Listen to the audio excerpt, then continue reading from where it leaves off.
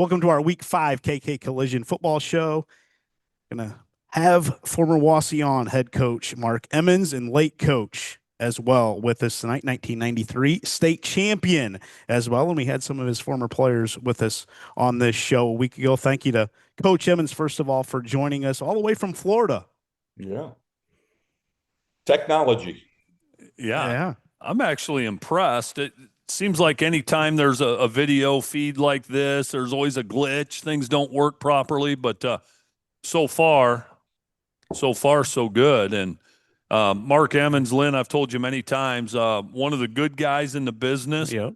Always admired you, Coach, and have nothing but respect for you. And I'm tickled to death that you're going to spend an hour with us. So thank you. Appreciate it. I appreciate what you guys do. I got my Black Swamp magazine. I ordered one about a month or two ago when that first came out, and you guys sent it down to me. I enjoyed that. Every year you guys have put that out. I get one and it gets sent down here. I really enjoy that. That magazine is phenomenal. Each year it keeps getting a little nicer, and the artwork and the writing that you guys do. It's a really good thing. Thank you for those kind words, Coach. And that has everything to do with my graphic designer, Julianne Schaefer. I have nothing to do with that magazine. She's good. Put that right out there. She's the best.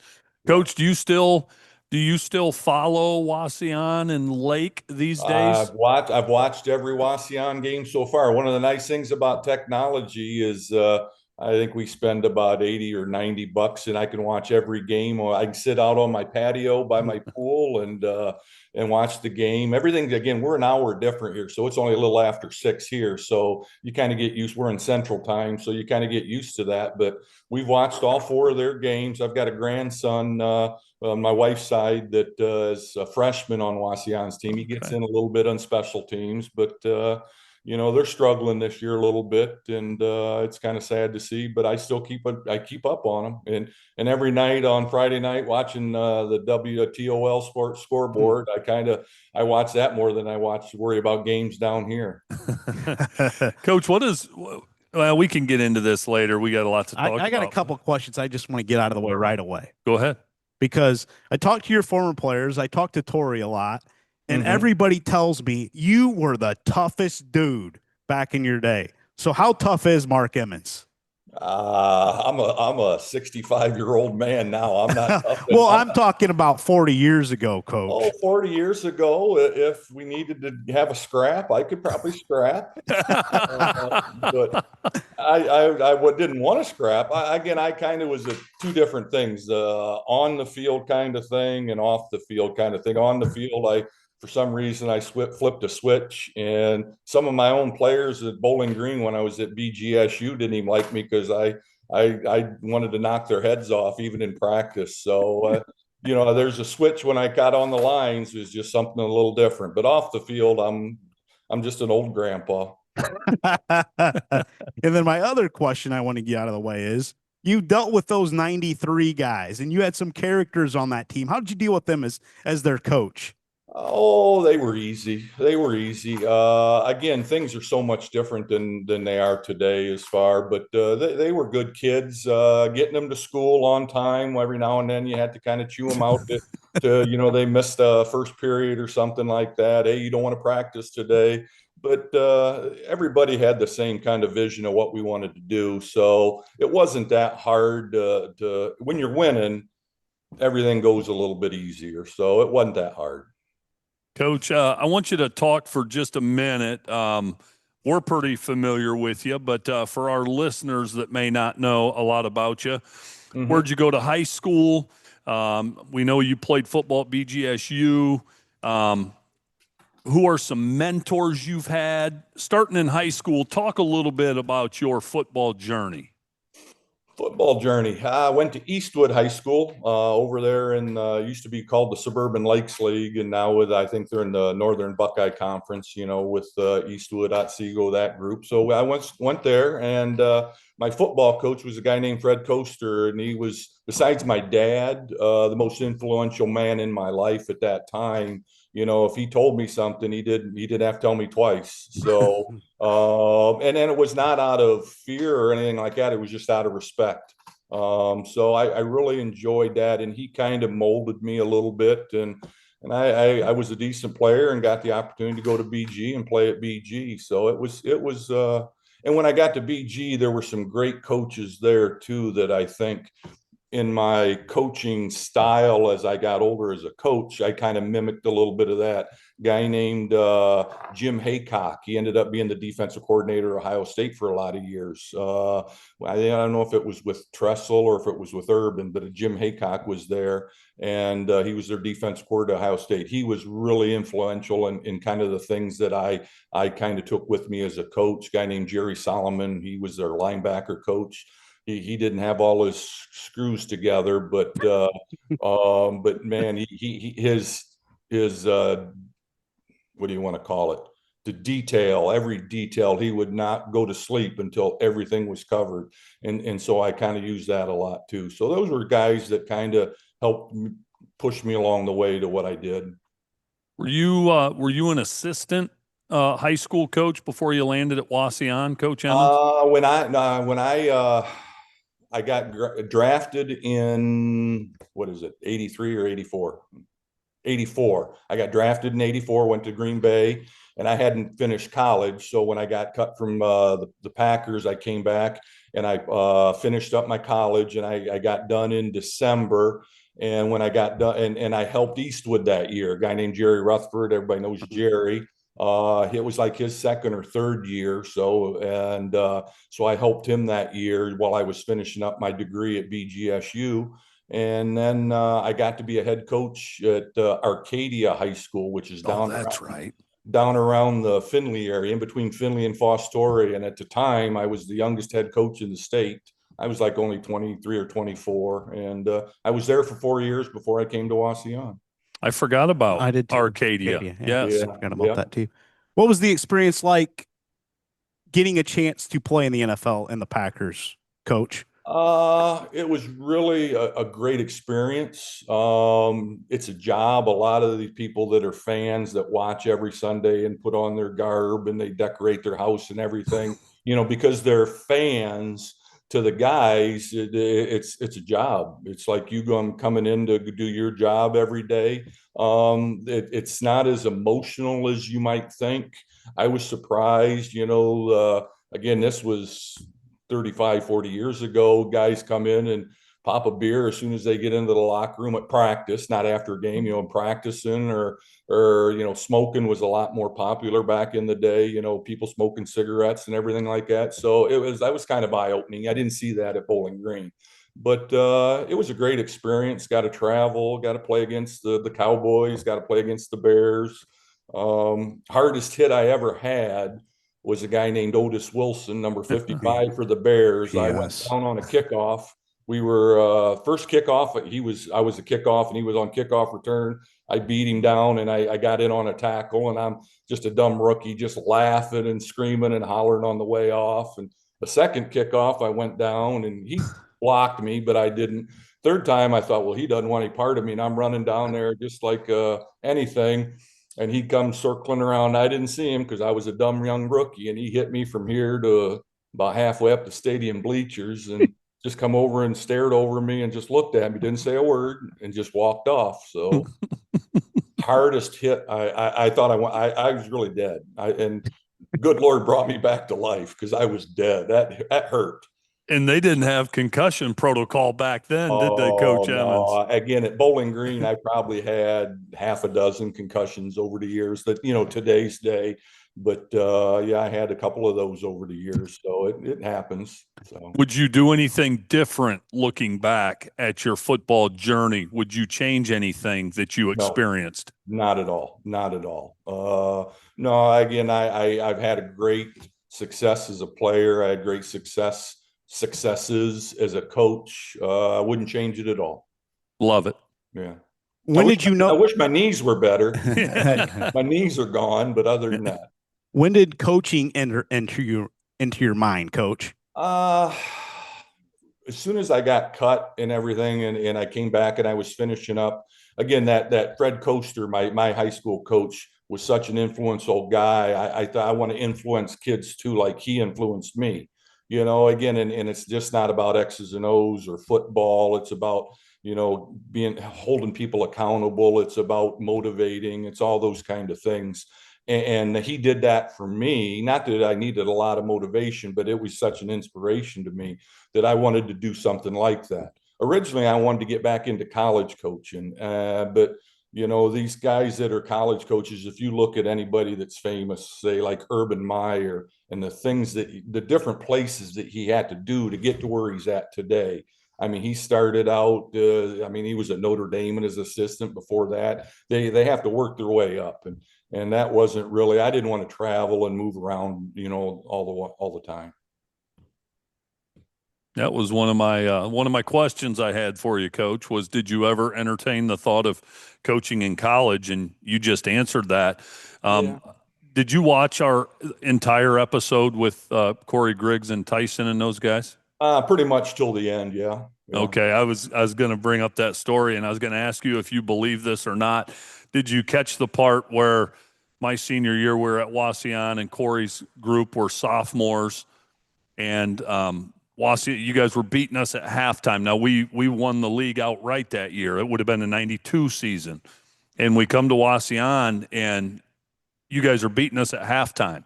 And I'm a senior, Corey's a sophomore, and I'm jogging off the field at halftime, and Griggs runs up to me and he said, "I thought you guys were supposed to be good." Do you believe that or not? I wouldn't surprise me. Let's just say it wouldn't surprise me. No, yeah, you guys came back to beat us in the second half there. Yeah. I think he threw a pick or something like that. I don't know, but yeah, we had you that year. That was kind of the year that I thought showed us how good we could be. I think we ended up 7-3 or 8-2 that year, his sophomore year, but that junior year that really kind of molded us. So. And I told Lynn after that game, I remember we escaped with a win, but I remember thinking, oh my, they're going to be good next year. Yeah. The rest is history. Yep. Coach, I'm curious. You talked about Otis Wilson and that being the hardest hit. Who were some guys that were really tough that you maybe played with? You can go back even to high school and go into college and then your time in the pros as well. Tough to play against. Gosh, I don't know. They were all good. Again, if you get to that level, everybody's good. Some programs are struggling. But everybody physically is really good. Quite honestly, just in practice. My freshman year when I went there, my only goal was to make travel team. I'd never flown on an airline before. I'd been a kid from Eastwood or lucky not having a lot of money. I'd never been on an airplane. So my goal my freshman year was we were traveling. I think we went to Richmond the first game of the year, and I was going to do everything I could to be on that. I wanted to be on travel team, kickoff return, whatever. And I had a chance to do that. The captain of the team, a guy named Tim Ross, he ended up, he was a firefighter at Toledo Fire Department forever. And he was our captain. He got hurt the third or fourth game of the year at Kentucky. And then I got in, and then I never looked back. I just kept playing. But toughness practices, I think, were as physical as anything, especially at BGSU, where everybody's good, everybody's fighting for playing time. So that was some of the most physical things. But big names like we played the Bears. That was the year before the Bears won the Super Bowl. So all those guys, Jim McMahon and all those guys. Emmitt Smith, I believe, was at with the Cowboys then. So it was there were some good players back then. Did you have other opportunities to play at other schools in college, or was BG the place that you really wanted to go to? The teams that offered me scholarships, because I'd never planned on going to college till my senior year of high school. I wanted to be a farmer. I wanted to be a pig farmer. I wanted to bale hay. That was and quite honestly, they had to, I want to say, fudge some numbers, but I wasn't taking college prep courses at high school because I really wasn't going to go to college. And I had a good junior year and then even a better senior year. But a lot of teams there, Toledo offered me a 4-ride, Ball State, BG, Akron, a lot of MAC schools. It was kind of nice. Ohio State had interest for a while. Michigan had interest for a while, some of those schools.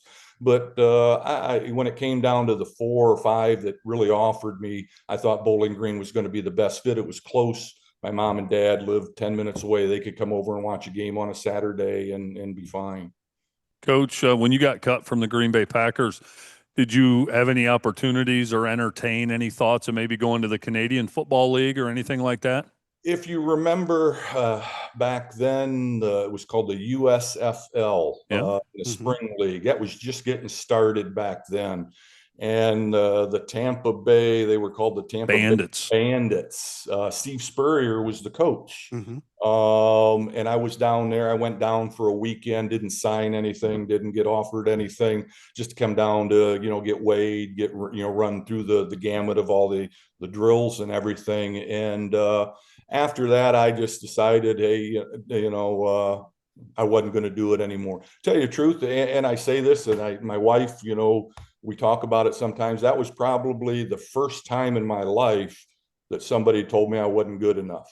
When I was in high school, I was good. When I went to BG, I was good. And when I got cut, that's the first time anybody had ever said, Mark, you're not good enough. We don't need you. And that was hard for me for a good 6 months. I wouldn't say I was in a dark place, but it was a tough pill for me to swallow for a little bit. And I got a bad taste of trying again the next year and everything else. So I just decided I'm done. I'm going to get my education. I wanted to finish my degree because I needed to finish that, and just moved on with my life. That's awesome. Yeah, that's great. Let's take a break in here from KK Collision. Come back and talk with Coach Emans a little bit more here. Okay. KK Collision is a leader in the auto repair industry that has been servicing Northwest Ohio's auto needs for over 27 years. We offer a fast and reliable repair option that stands above the competition. When your vehicle enters our facility, you can be assured that you have chosen the most technologically advanced repair facility in the area. KK Collision is an automotive body and mechanical shop, as well as both a light and heavy duty towing service located in Liberty Center. Our towing services cover Northwest Ohio and the surrounding area 24 hours a day. Are you in need of a repair estimate? Visit us anytime during business hours for a free estimate at T556 Ohio 109 on the north side of Liberty Center, or call 888-533-7801 or visit our website at kkcollision.com. Welcome back to our KK Collision football show here for week 5, joined by former Arcadia, Wauseon and Lake coach Mark Emans. Spent some time with the Packers as well, along with Tori Strock. I am Lynn Grawl. And go ahead, Coach. Coach Emans, it was enlightening talking to Tyson Langendorfer and Corey Griggs about you. As tough as you were as a player in that, they absolutely loved you as a coach. And one of the reasons why is they said you were always willing to consider other points of view. Like if they saw something or had an idea of something maybe you could try.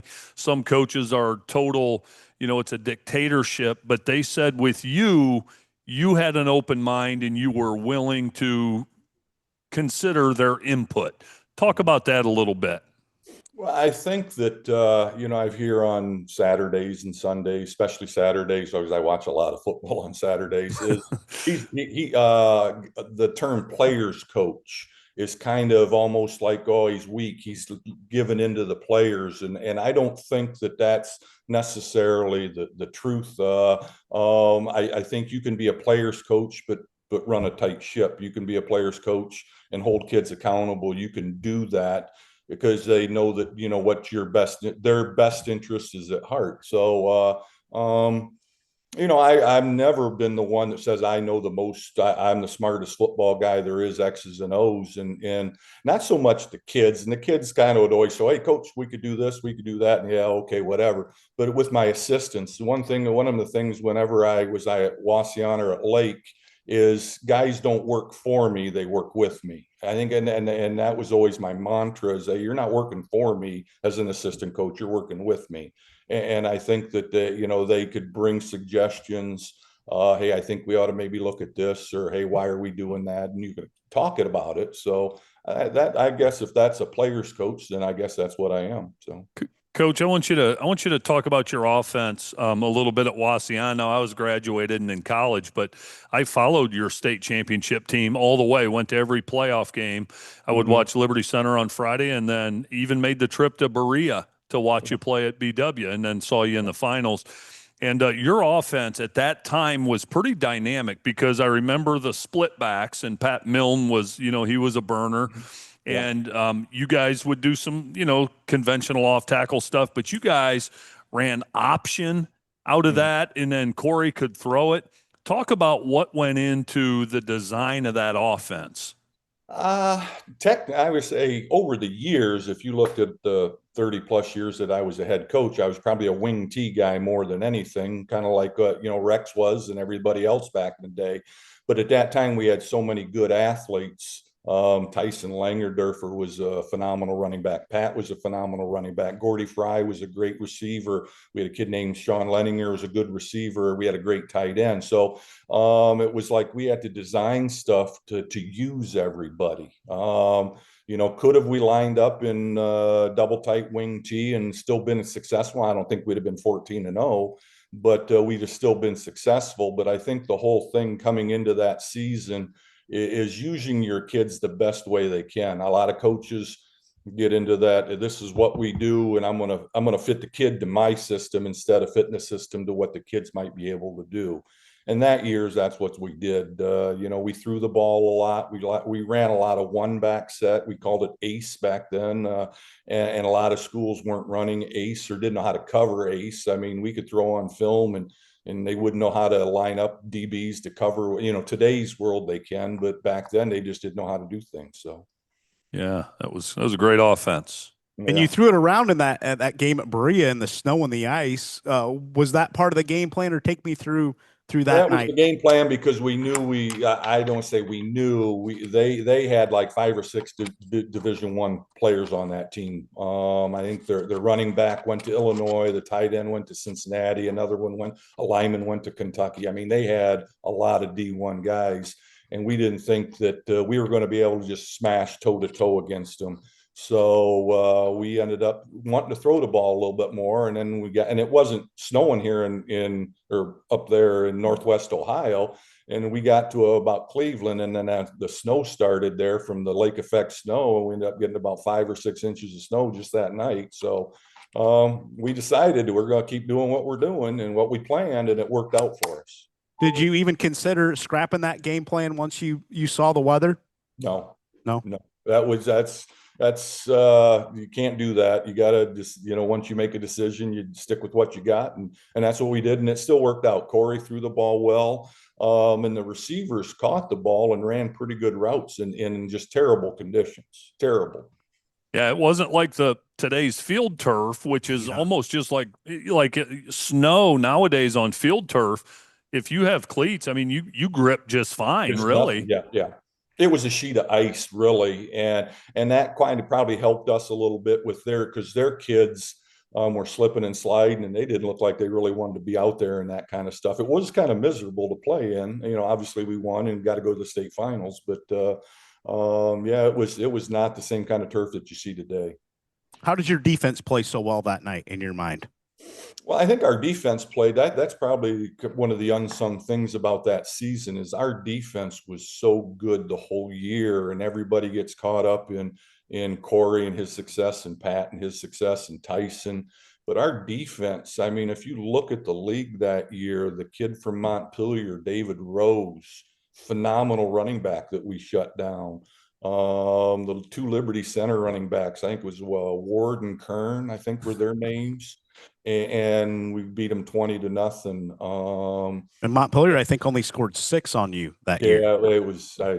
We beat them bad. I don't remember.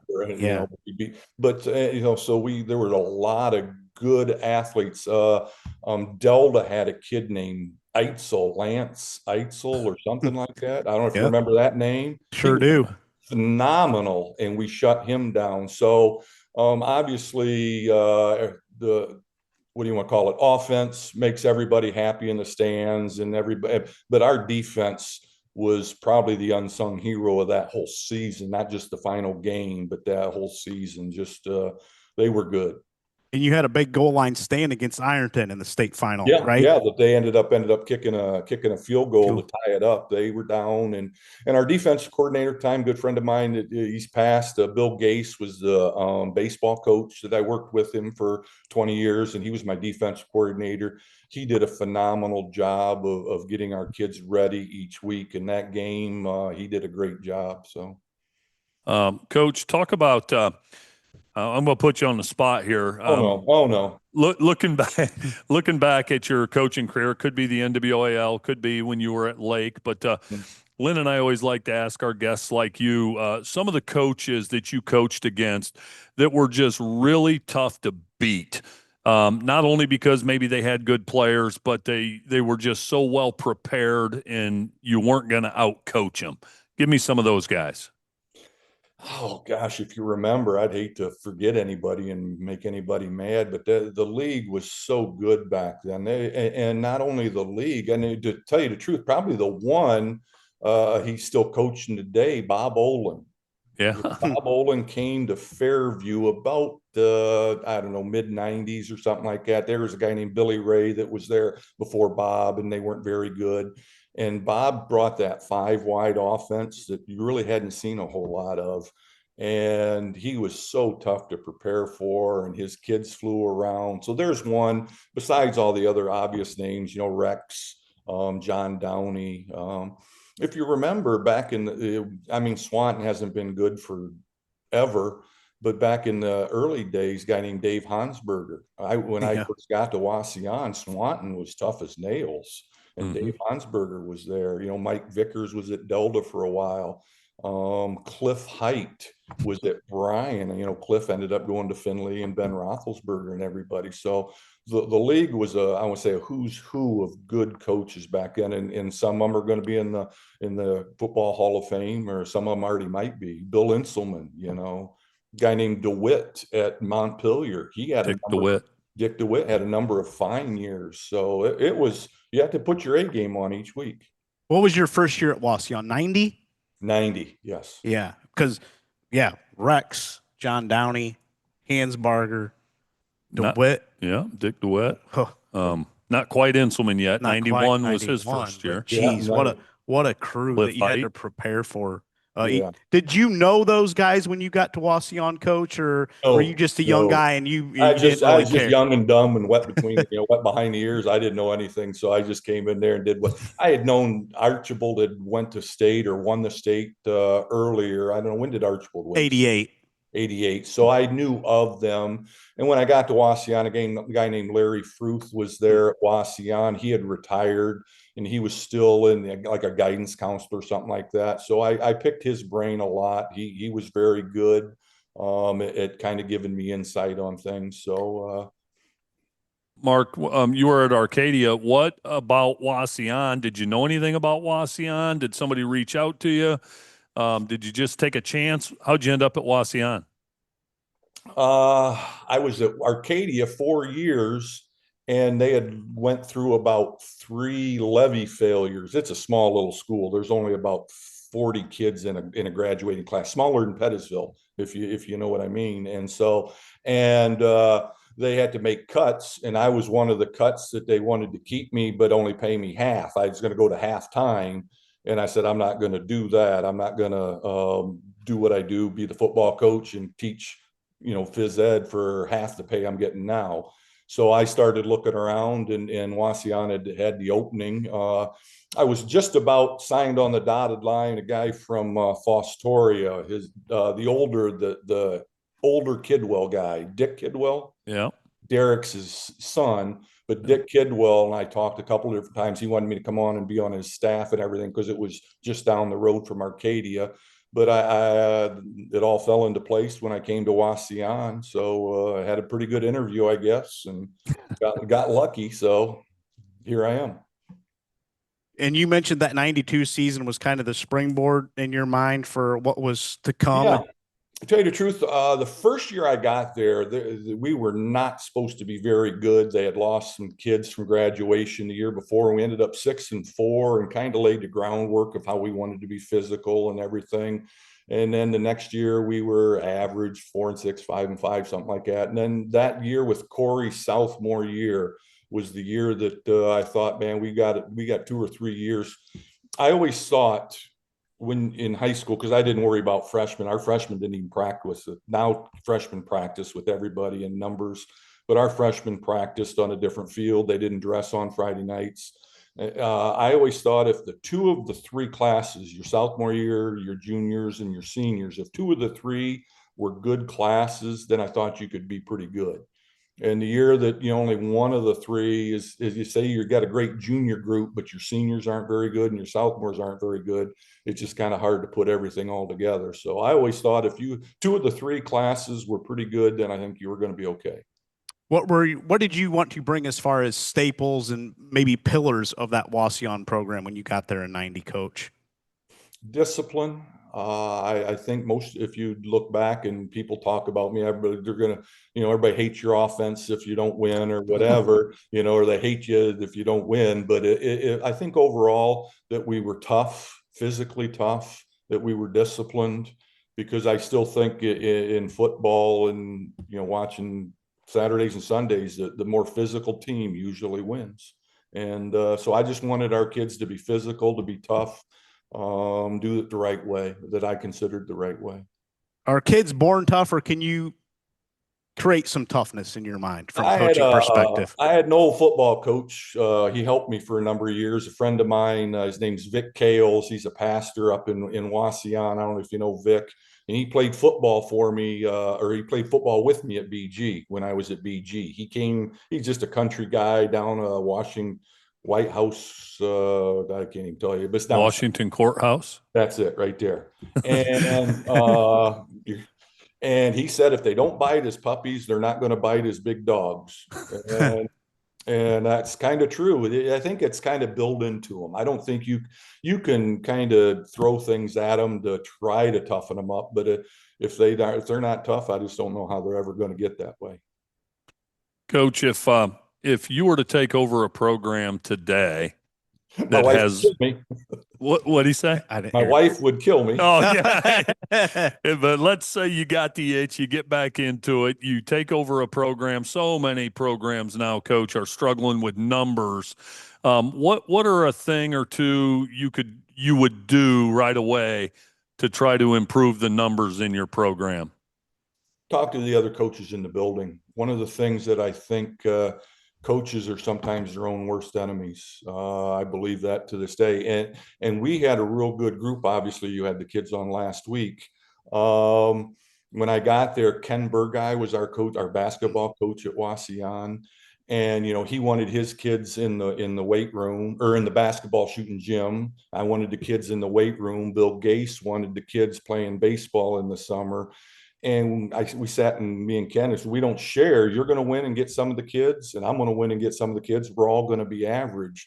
So we kind of devised, I would say a plan, but we sat down and kind of made a pact that, from 8 to 10 in the summer, I get the kids weight room. They're going to lift weights. And then from 10 to 12, whatever after that.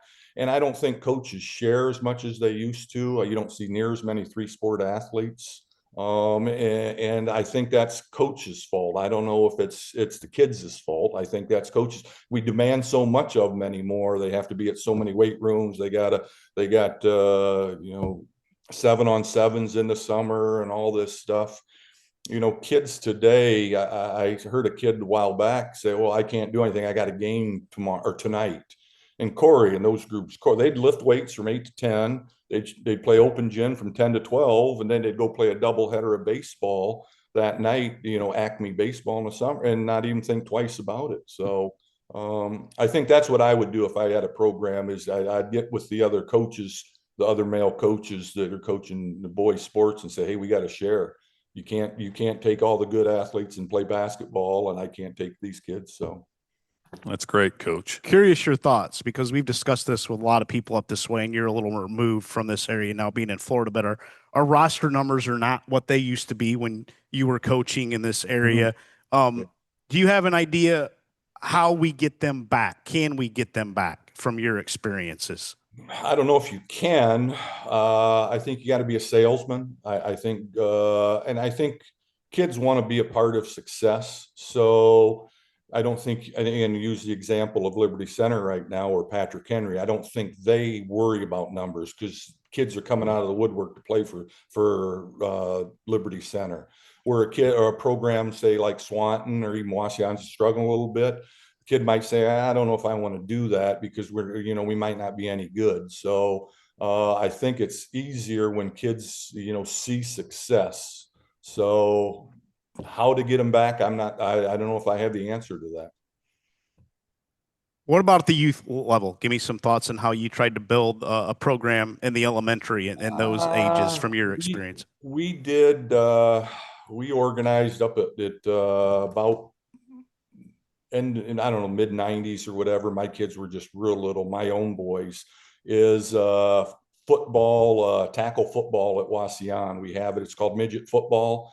But the only way I said we would be involved with it at the high school level and be a part of it and kind of help direct it is if we just played within. I didn't like the idea of putting an all-star team together of Wauseon kids and getting into and we're talking fifth graders, sixth graders, and go and play in Fairview and then go and play in Napoleon. And a lot of these teams do that.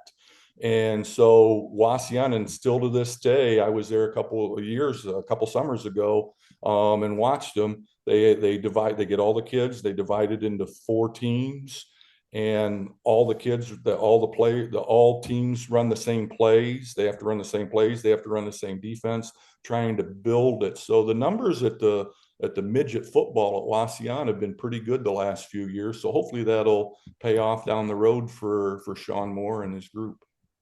Coach, we've talked a lot about Wauseon.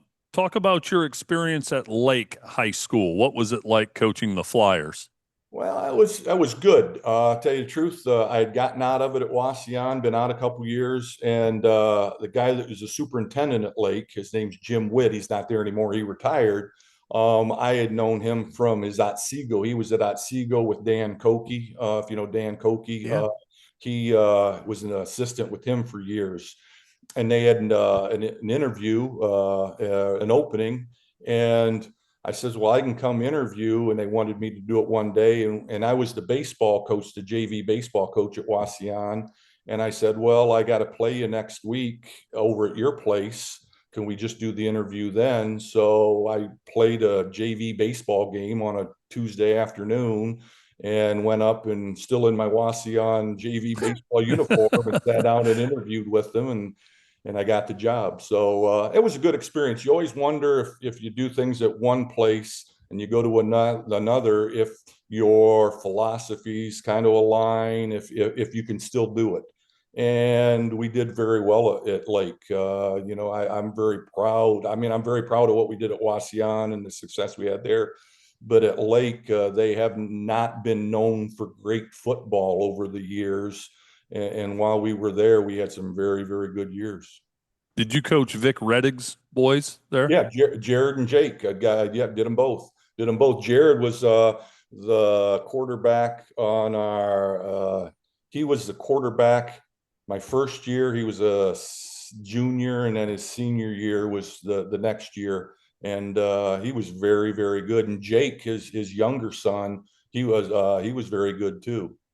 Yeah, Vic was a tough guy. Yeah, he was a Napoleon guy. Yeah, that's why I asked. I know Vic very well. In fact, Lynn and I covered the Liberty Center Edison game at Lake Community Stadium last year, and Vic Redig was up in the press box, so it was good. He's been for years. He's been up there helping with how the press box runs. Yep.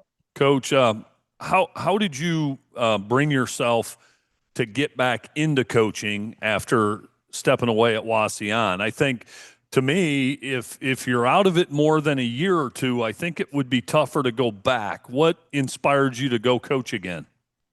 I wanted to proved that I could still do it. Yeah. Yeah, I say again, I think a lot of head coaches are kind of, I won't call it egotistical, but they have an air about them. You know, Rex has an air about him, and Yeah, that's. I don't mean good way that to in a put it. bad. I don't mean that in a bad way because I love Rex. But your best John Downey has an air about him. Even Bill Inselman. You know, some of the best, because I'm naming three of the best that I've ever coached against.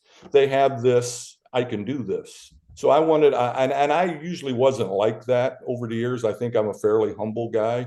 But at that time, I said, I want to try this one more time and see if I can do it. So I did. That's great. Have you missed it since you've gotten out of coaching? Not at all. Every day is a Saturday. I'm retired. One thing I don't miss is the time.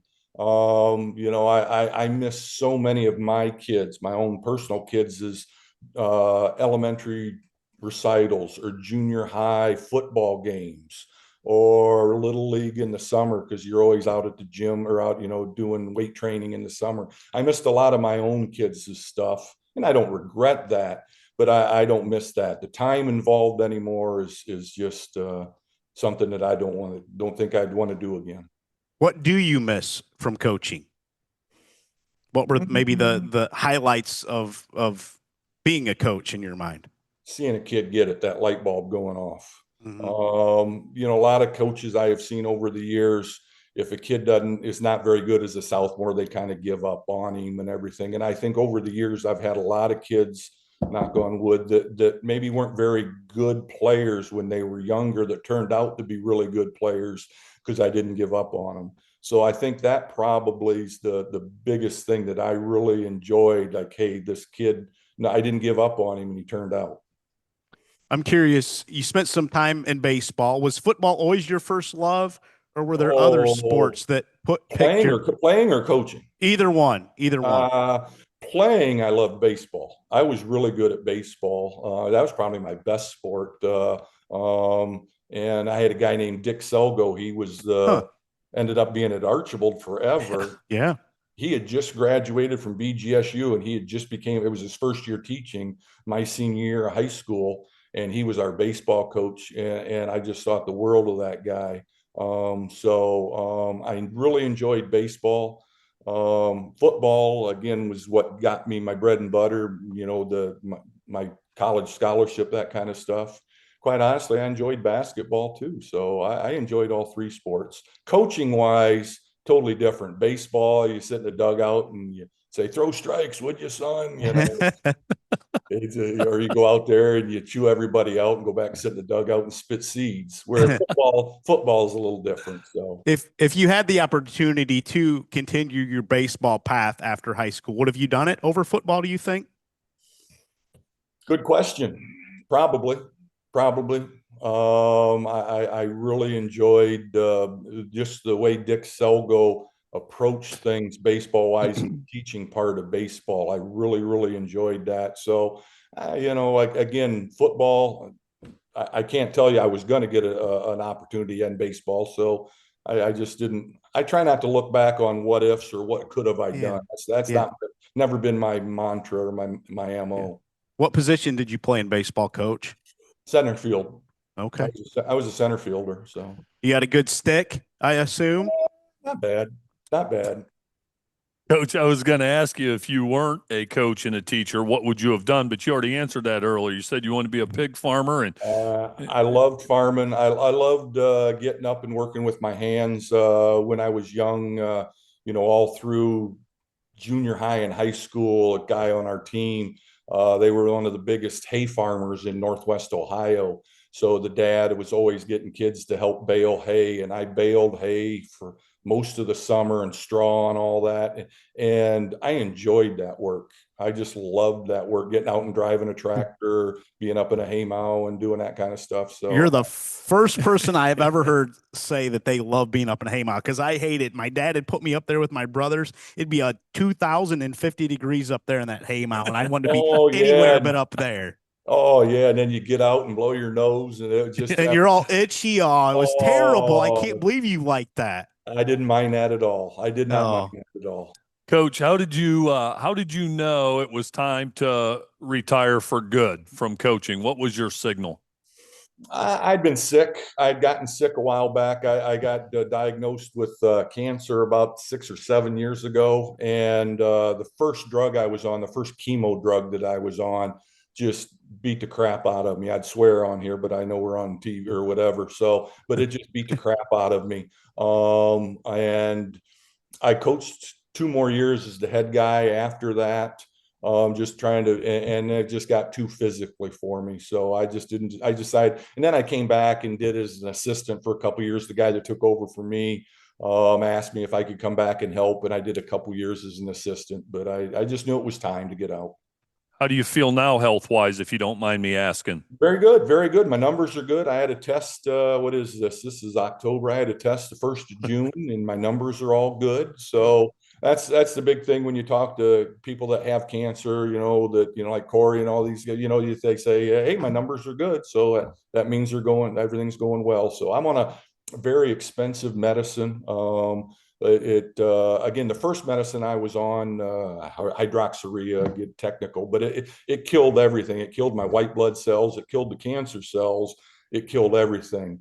And then this new drug that my wife got me to the Cleveland Clinic. I go to the Cleveland. I haven't been there in a couple of years since I've been down here, but got me to the Cleveland Clinic, and this guy just basically saved my life and got me on a new medicine. And so right now, I'm, knock on wood, I'm doing very good.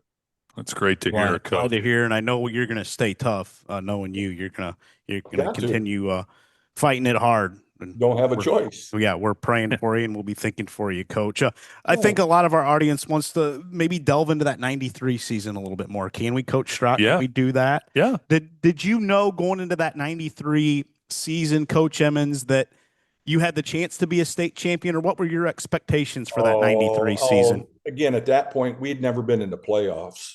You're I mean, right. Wauseon had never even been in the playoffs. Larry Fruth, I was talking about earlier, he had a couple of real nice years, but the playoff point system was so much different back here in the 70s, where only the top two or even the top four people got in. And if he would have had the opportunity, I think they would have had some success. But we never started talking, we're going to state this year, we're doing that, because we'd never even been in the playoffs. So I've always been, and I still am even to this day, one game at a time kind of thing, kind of mentality. So we didn't try to get too much ahead of ourselves. Coach, how did you? I mean, you had a lot of talent on that team. And you guys did a heck of a job coaching that group too. But you had a lot of talent. Sometimes when you have a lot of talent, there aren't enough footballs to go around. How did you kind of keep everyone engaged and keep everyone happy? Maybe if somebody wasn't getting the ball as much as somebody else.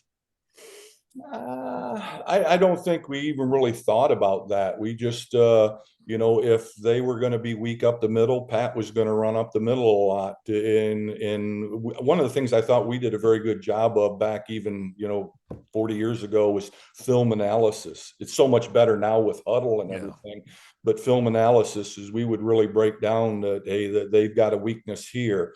So if they were going to be weak on the outside, we're going to run the option and run Langander for more. If their DBs weren't very good, then we were going to be able to throw the ball a little bit more. So my assistant coaches, Brett Stouffer, Dan Burkholder, Bill Gase, they were very good at analytics, as they call it now. But back then it was with the VHS and back and forth and back and forth. And we were pretty good at trying to figure out that. So it really wasn't, we got to make sure Corey gets enough throws or Tyson gets enough throw, and that wasn't the case.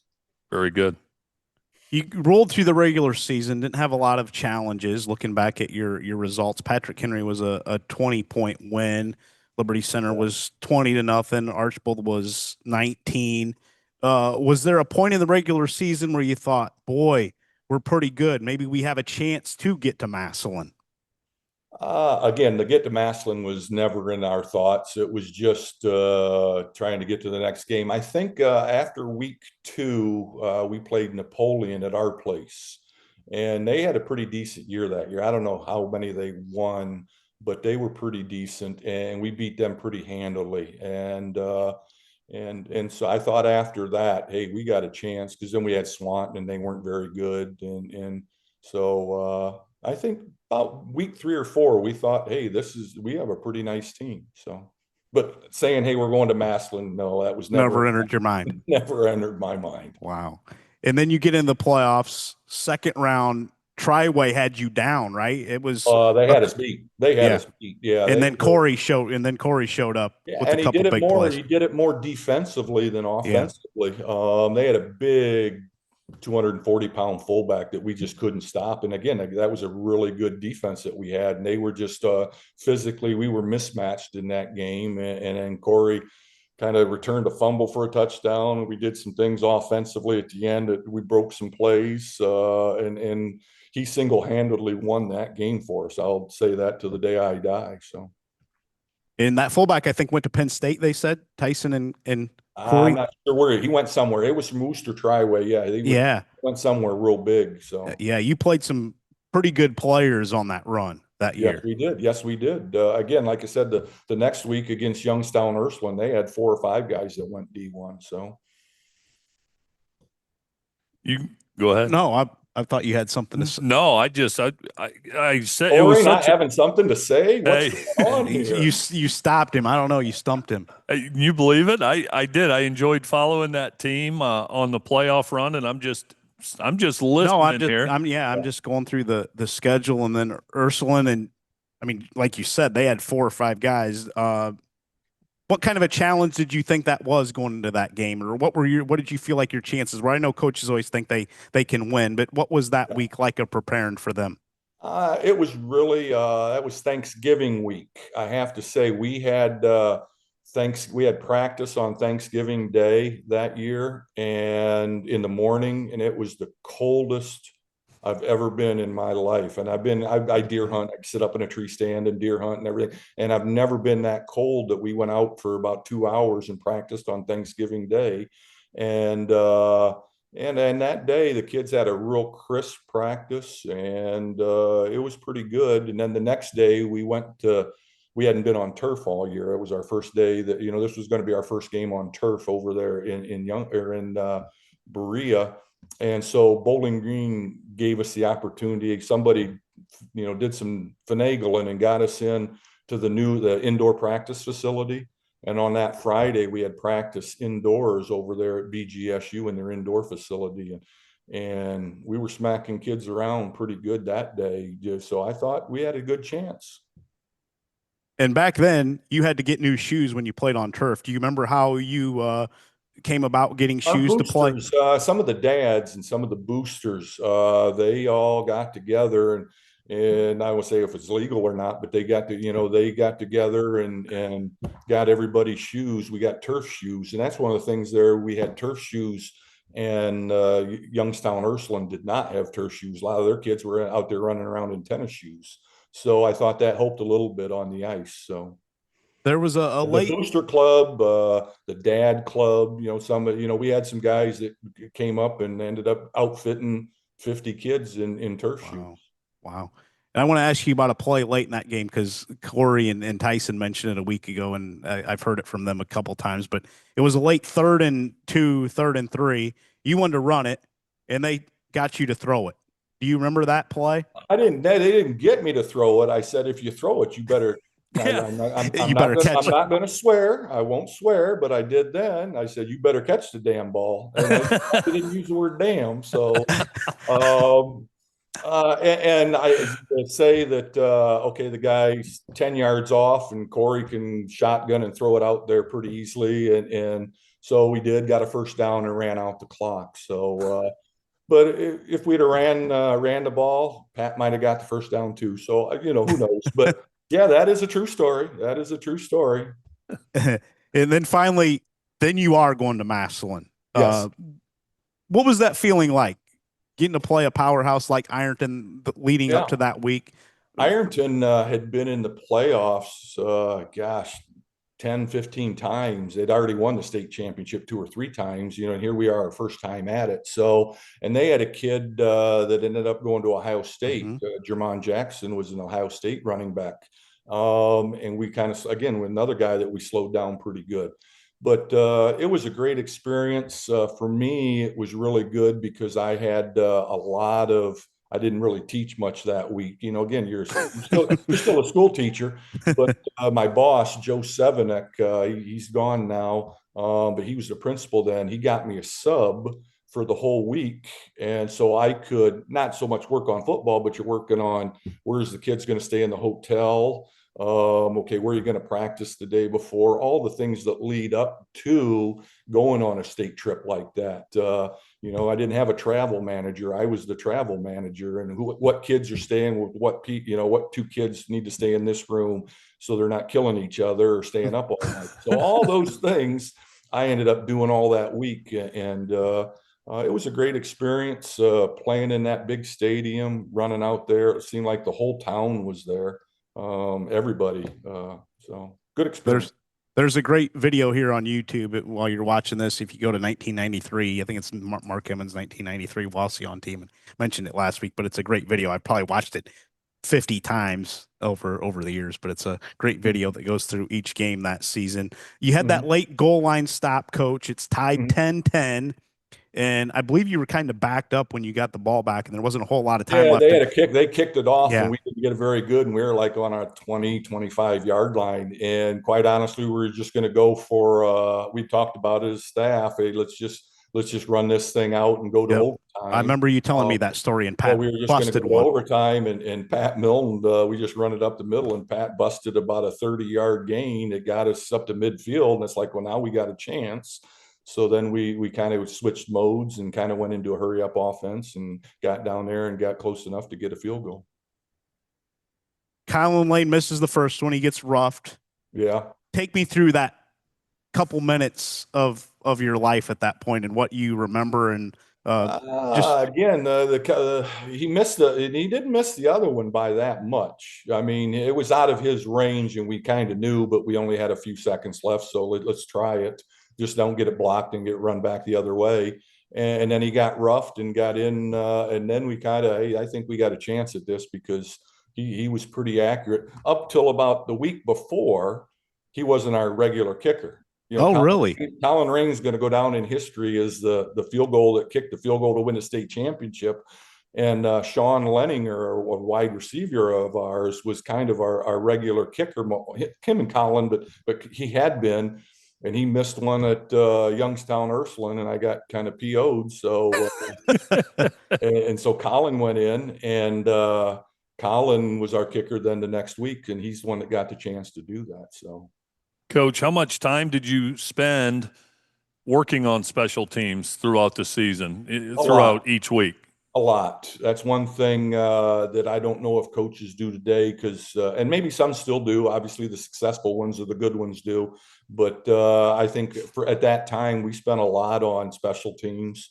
We didn't have a lot of special team errors, so to speak. I think special teams can change not only field position, could change the tone of a game with a punt return or a kickoff return, stuff like that. And you know, my memory's fading on that year because I've had so many years.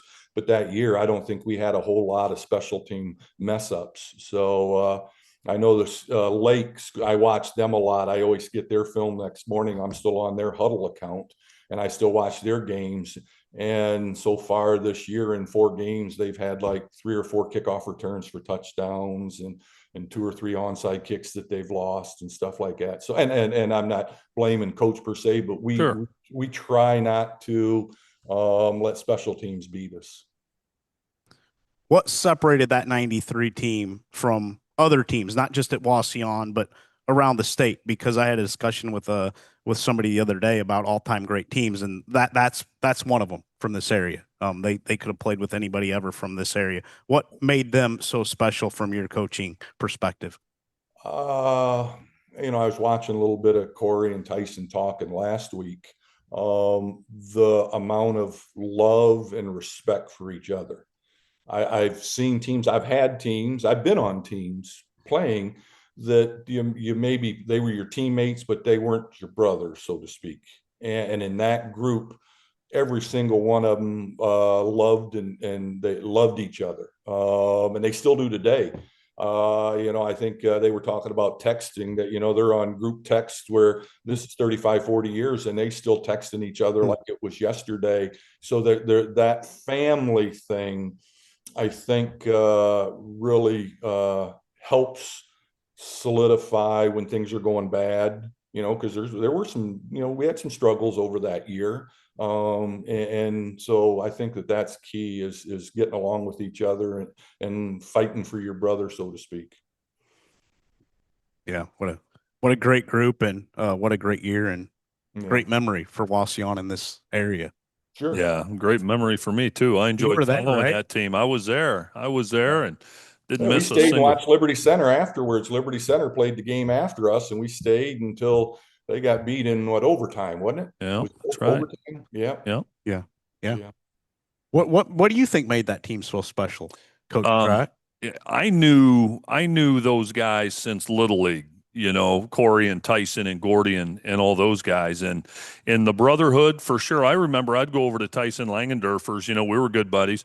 And it was not out of the ordinary to see 10 to 15 guys in their living room like it was a college dorm. I mean, and all those parents would host those kids. So they were always together. And I saw that brotherhood. And then they were some of the most competitive kids that I've ever known growing up.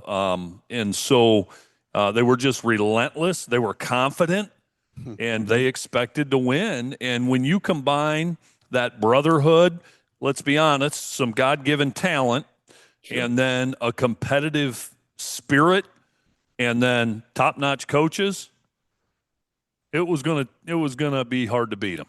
Yeah. Sure. Yeah. Yeah. Yeah. No doubt about that. Boy, what a great group, and climb the mountaintop. Yeah, That's it's rare. good.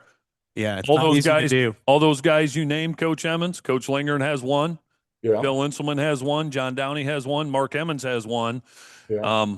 And those are elite coaches I just mentioned. They have one. It's hard to do, isn't it? It's very hard to do, and they say all the stars got to align. We stayed pretty much injury free that year, and that's a key.